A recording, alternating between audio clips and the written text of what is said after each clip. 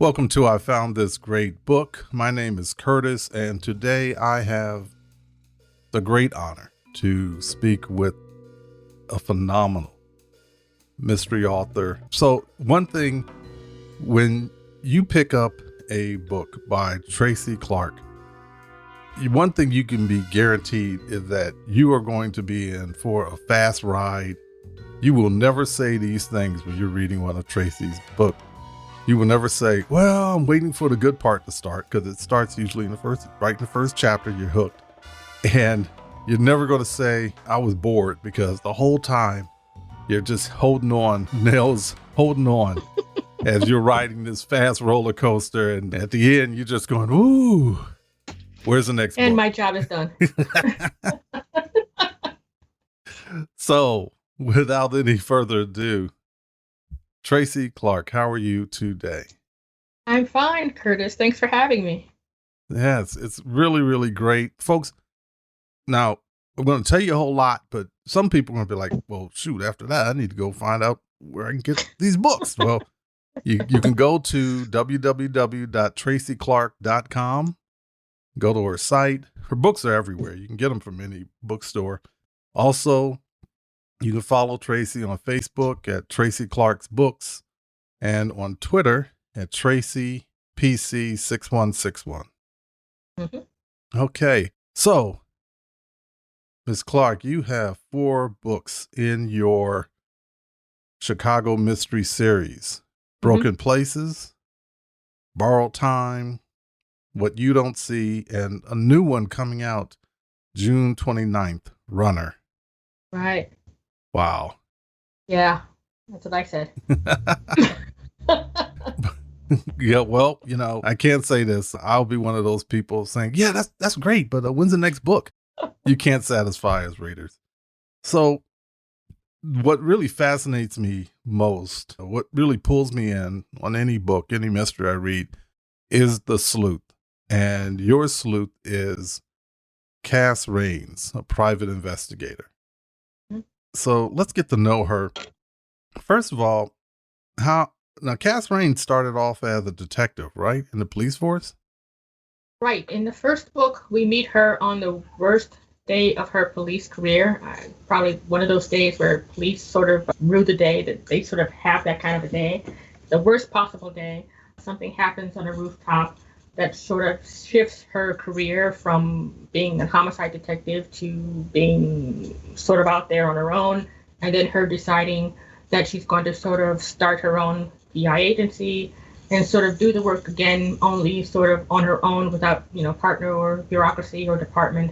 She's sort of basically doing the same thing she always was doing, only she's doing it for herself for reasons of her own.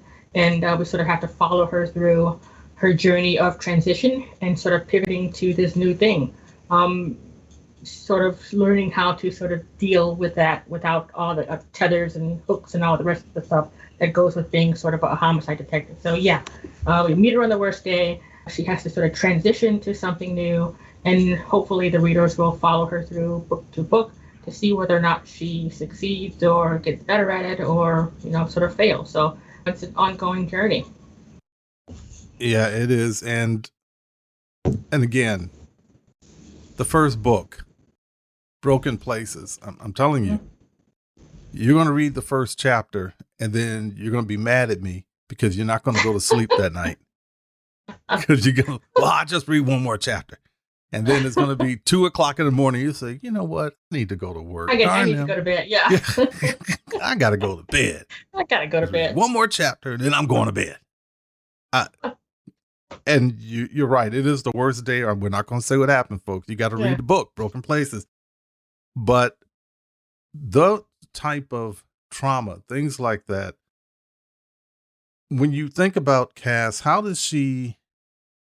Well, first, what made her want to be a detective in the first? What made her want to be a police officer?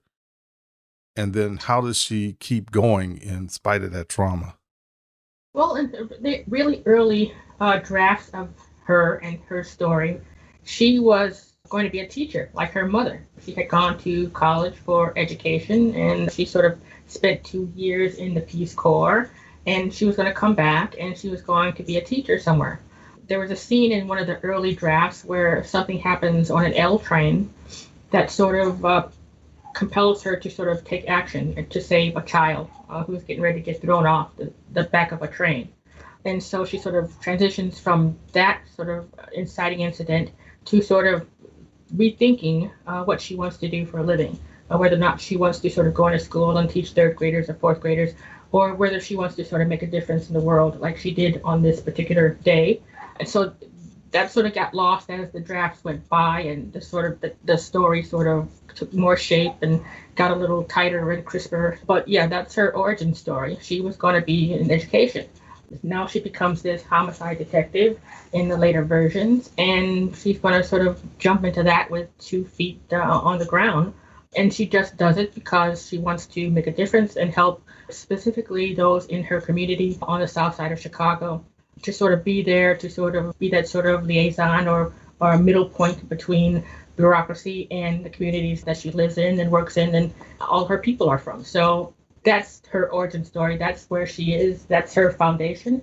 And then each case sort of sets her off on a different path after whoever. Each book has a different bad guy in it, which is fantastic. Mm-hmm. And she has to sort of figure out all the clues and follow the breadcrumbs and do everything that a really good fictional PI would do. Yeah, and so, and I hear you in terms of Cass always wanted to help and be there to help people. She had a drive for that. But where does she pull the courage from? Because a lot of people want to help, but then when true danger comes, they kind of stand back. All right, I'll call the police. It could come 911, right? Yeah, I'll call 911. I'll take a photo, but where she runs into it. That's where the character comes in. When her voice sort of popped up in my head a long time ago. She was very determined, very stubborn, very headstrong. She had a very sort of distinct understanding of what right was and what wrong was. And she's always, for me, been that kind of a person who, well, if nobody else is going to do it, then I'm standing here, I'll do it. So I'll have that as her foundation as an individual. And then she just sort of transitions that into what she does for a living. She sort of sets her office on the south side of Chicago. That's not by accident. This is her community. This is where she lives. This is where her people are. This is where the need is. So she centers herself here, and she will basically take any case that comes through her door, whether or not they can afford her services or not. In fact, in Runner, the woman who comes to her has only $200 in her wallet. That's less than a day's pay for her. Mm-hmm. But she has decided almost before she even meets the woman that this is a case that she's going to take, and whether or not she can afford to pay her services, she's on the job. So there's that sort of need or desire or passion to make a difference and to help, to be there for people who need the help. So that's just her in terms of character. And then I have to sort of figure out ways from book to book to sort of put that into play, or sort of play off of it in a lot of cases, just to sort of show who she is and just sort of steep it in tension and stress and all of those good things that writers like to use to give the reader a pretty good experience. Well, you have the tension and stress part down. You can check that box.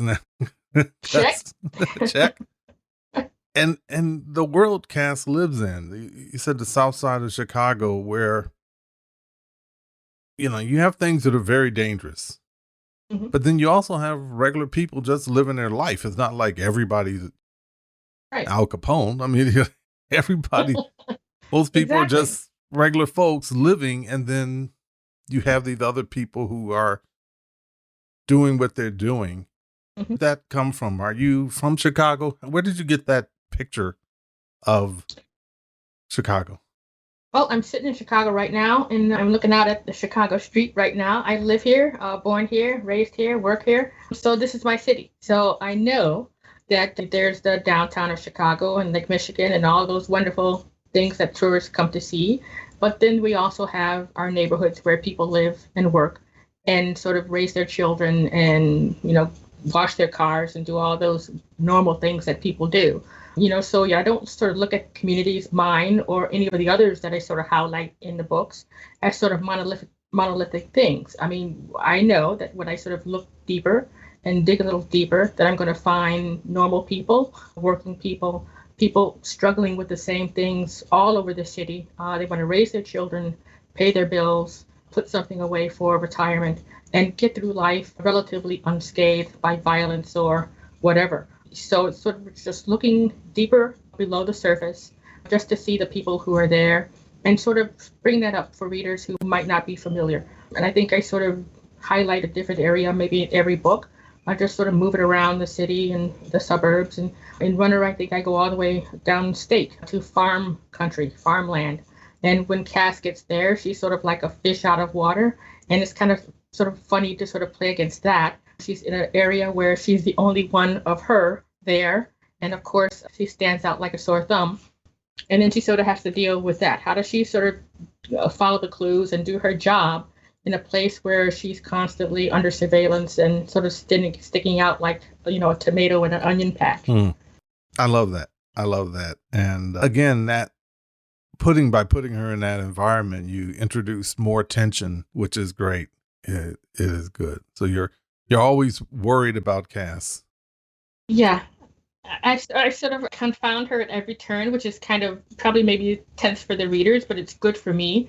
Conflict and tension and stress. That's sort of what sort of fuels the engine of a story. I mean, you can't go anywhere without conflict. You want to sort of have your reader worry about her and wonder what she's up to and seeing if she's going to get out of her latest scrape and sort of care about her. And unless they do that, there's no hope of them turning the pages or going on to the next book after that one's done. If they don't care about the character, they don't care about the character.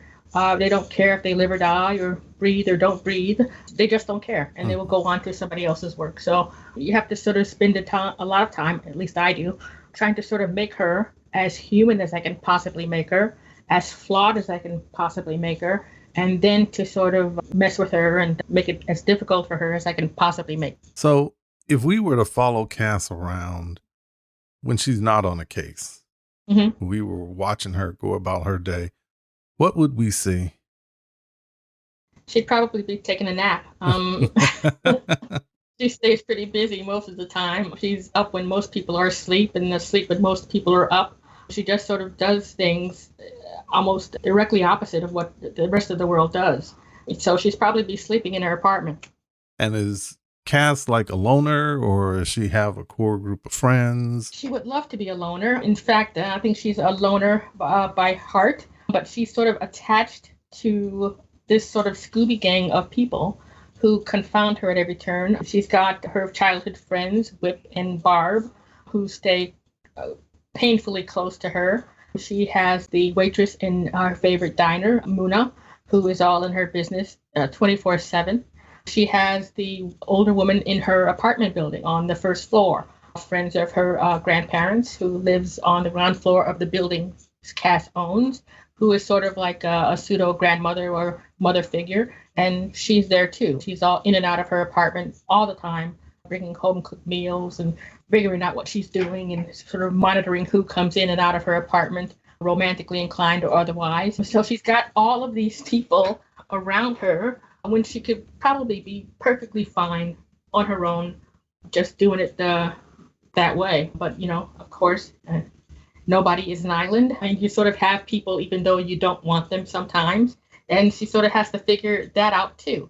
So she's a loner by nature, and she's not allowed to be alone. So now she has to sort of figure out how she's going to keep them a little bit at bay, but still have them in her circle. So that's another constant struggle, another source of tension and stress. And I pile it on every page all the way through to the end.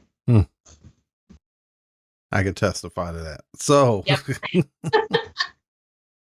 I say that like a good thing. I'm just, look. Do you not want to be stressed out? I mean, so I'll share this. I have an addiction to Starburst jelly beans. Okay. Oh, that's good. And it's kind of like, these are good. But, some people can have a bag and the bag stays around for a week or two. They have a whole jar and it just sits there. Nah, not me. Not and you, huh? Your writing is like a bag of Starburst jelly beans to me, I got to put my hand back in the bag and get a little bit more. That's a good thing. I'm just admitting my addictions. I accept them. The good thing is it doesn't hurt anybody other than me bugging authors about, hey, can you write another book? Like, like it's like making a bag of jelly beans, but It's good to hear from my perspective. It takes a lot of time to sort of get it to that point. It takes a lot of listening. I sort of write by rhythm. So if the sentences don't sort of follow one another, or the chapters don't sort of grapple onto it, the next one, and then I have to go back and fix it. So that sort of seamlessness sort of takes a lot of time and a lot of effort. And I think most writers would say the same thing. Yeah. And I do appreciate it. I know, sometimes we as readers can be a little impatient. Yeah, crazy. But we do appreciate it. You just got to bear with us that all right. We like what we like. We can always go back and reread a book, but that's good. So what type of sleuth would you say Cass is? I would say she's intelligent, but she's foolhardy. I think in a lot of cases, she takes a lot of risks that most people I don't think would take. And that's basically because she's so determined to sort of get to the end or to figure out what's going on that she sort of loses herself and loses all sense of reason. I've got her hanging off a boat. I've got her sort of on top of a roof. I've got her in a burning building. I've got her in a lot of sort of precarious situations that she's sort of gotten herself into, probably second guessing it once she's in there, but she's following leads. And she has this client, whoever that client is, she has a problem to solve, and she's going to make sure that she solves it. So she's smart, brave, heroic. She's not a superwoman or Wonder Woman, but, she's plenty flawed. I try to make her as human as I can with the few little kinks and things. But yeah, she's a little foolhardy, but she sort of manages to sort of get herself out of whatever scrape she gets into. And so I think it's good. She survives to live and fight another day. So one thing I like about when you start reading Broken Places and also in Runner, you pull the weather of Chicago in and toss it in there. So we share something in that we're both Great Lake children. I'm from Cleveland, so we got Lake Erie cold. There you go. And you're, of course, in Chicago where the famous hawk runs amok, as Lou Rawls said. Oh, it does indeed. And let's start talking about Runner. Just when you start off and the way you describe how cold it is, and just her journey to the diner. Can you talk some more about how you pull weather and how that's the essential part of Chicago? Well, when you sort of try to sort of highlight a setting, you try to sort of use all of your senses. So you want to sort of have your reader sort of smell it and see it and sort of taste it and sort of sense it all at the same time. So when I started Runner, I knew I wanted to set it in winter because I hadn't done a winter book up until that point. I think I did summer and spring or fall even. So this is my first winter book. And winter in Chicago is sort of a special kind of experience. We're not the only city that has brutal winters, but I think we probably have it kind of bad in terms of frostbite and wind chill and the potential for hypothermia going into your car at least. So it's a special kind of cold. And it's unrelenting at times. And it's special. I mean, Cleveland has winter, but we have winter worse, I think. So I wanted to sort of try to sort of put that on the page. And I just sort of sat back, and I've been here all my life. So it didn't take that much imagination to sort of put myself in that spot. Sort of going out to your car in the middle of a winter and finding it sort of blocked in by ice and snow and then having to shovel yourself out. So yeah, it was a lot of fun adding elements of that horrendous experience and sort of have that be another conflict, another layer of tension and stress for her, knowing that she has to find this missing runaway in the middle of December when it is snowing and cold and freezing. And she's out there looking. So yeah, that's sort of like another character almost. Chicago at wintertime, not very hospitable, but kind of interesting to sort of play with. Yeah. It's kind of like the code can be like a villain that affects everybody. Yeah. I don't care who you are. Jack Frost with a bad attitude. Yes, I will take you Yeah. out if you let your guard down. Right. And also your villains, you don't have your villains are real people, they aren't all likable.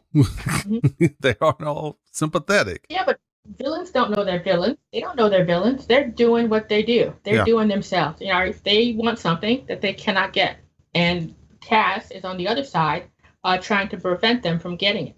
So, in terms of their perspective, they're just sort of going and looking for what they need, and here's this upstart on the other end preventing them from doing it. So it's a back and forth and ebb and flow. Sort of a thrust and parry sort of a situation, but they think they're doing it the right way, and that's Yeah. sort of how I like to play it. I mean, they're just regular people. They want something that probably they shouldn't be having in the first place, but they're out there getting it, and she has to stop them from getting it. So I try to keep it human, try to keep it real, try to make these characters relatable. You might not like them, but I think you can sort of either identify with them or understand where they're coming from. And that's tough to do. It's easy just to go overboard and make the Yeah. character just someone you hate, but Yeah. Yeah, but I think it's more fun the other way to just sort of, hey, I sort of see his point. Yeah. He goes a little far with it, but I can see where he's coming from. Yeah. Doesn't mean he's right. Doesn't mean it's something he can be allowed to get away with, but I can sort of see where his head is and what his thought process is and why that sort of propels him to take this action as opposed to the other that might be a little bit more legal. Yeah. Yeah. So, and you mentioned in Runner, Cass has moved out of her environment. Mhm. And I'm sure Chicago's kind of probably like Cleveland is in some sense in that, Cleveland is, I was born and raised, I don't live there now, but I was on the east side of Cleveland. And so you're in this world, it's mainly black world. And then like I went to college down in near Dayton in Fairborn, Ohio. And I was like, wait a minute, I thought I was still in Ohio. When did I go to the deep south? And that car ride wasn't that long. It wasn't that long. I shouldn't be in Mississippi. Nothing against Mississippi, but I just wasn't expecting that because all my life I was in this one place. Yeah. So can you describe how Cass deals with that? Deals when suddenly you're in a place, like you said, you're not only the only black, but you're the only woman out there doing what you're doing, and in a place where the rules might be a little different. Well, I think she knows she's in trouble when she figures out where it is. She can see the map, she can read, she knows that it's downstate, and she knows what is downstate as opposed to what's in the south side of Chicago. So she drives down there and she gets to the outskirts of this town, and she's the only one of her kind in there.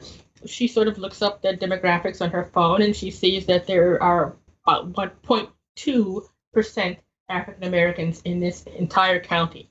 And she says, okay, here we go. Because now we know, all right, we know what we're sort of going to face. She's looking for something specific. She finds it, but she sort of becomes a sort of a suspicious character in town. It's a small town. It doesn't take long for everybody to know that she's there.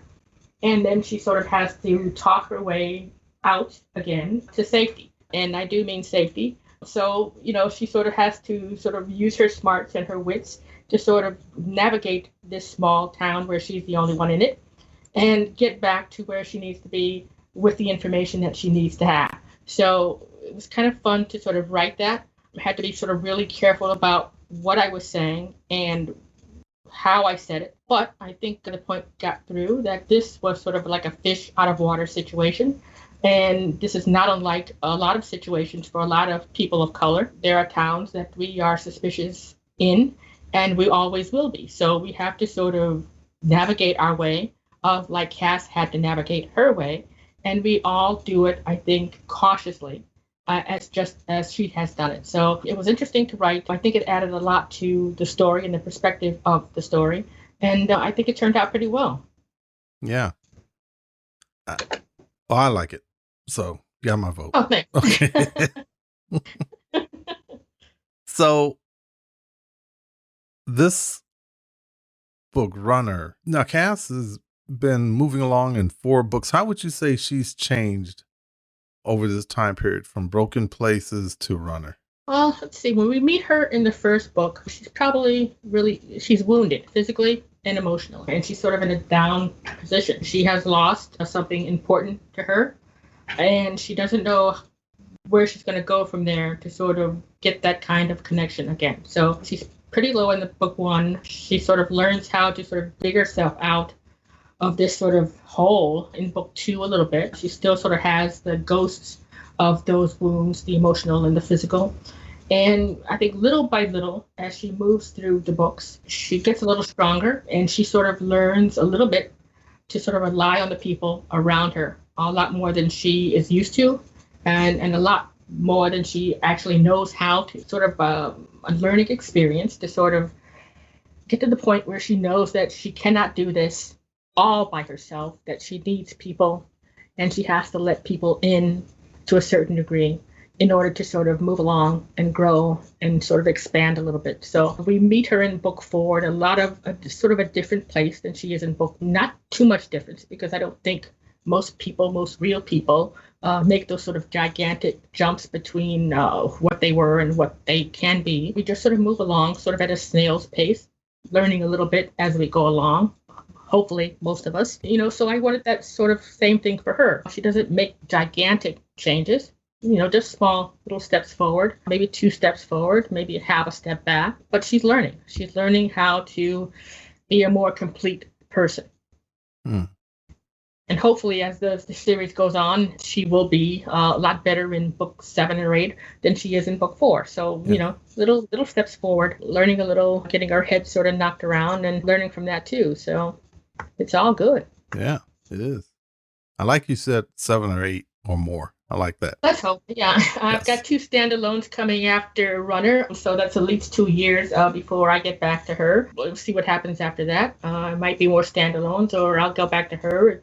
It's good to have them. So yeah, we'll see what happens. I sort of left it number 4 in sort of a weird spot. She's sort of at a crossroads. She's either going to go on and do what she needs to do, or she's going to take another leap in a direction that may or may not turn out well for her. But we have to see. I haven't decided what comes next, so I'll be as surprised as the reader is. Okay. So you mentioned you have 2 standalones coming. Can you tell us a little bit about those? Well, the next one up is called Hide, and it's also set in Chicago because I'm lazy and I live here and I don't want to research like Cleveland or someplace like that. I mean, I'm here. I may as well use the city I'm in. So it's set in Chicago. It's a suspense novel. It's about a series of murders that are taking place in the city where the killer is sort of hiding the bodies under things, under Lower Wacker, under the bridge at Michigan Avenue. Those sort of secret places that he's sort of dumping these women. And my main character, again, is an African-American female. This time, she is a homicide detective, still with the department. And she has to figure out what's going on along with her partner and sort of solve these murders and stop the killing. So I finished the first draft now. Now getting ready to start the 2nd and 3rd and 4th and 5th and 6th and 7th. And it's due in to the publishers on the 1st of December. So that sounds like a lot of time. It doesn't, not really. It sounds far away. It's not really. So, and that one comes out December of 2022. So Okay. We'll see what happens with that. I have good hopes for it. Great. Yeah. Well, I'm going to get my copy. Oh, good. Let me go on I Amazon, appreciate see if that. I Thank can you. order my copy right now. That way I can be on the list. Now, my struggle now is sort of to have this character be a different character.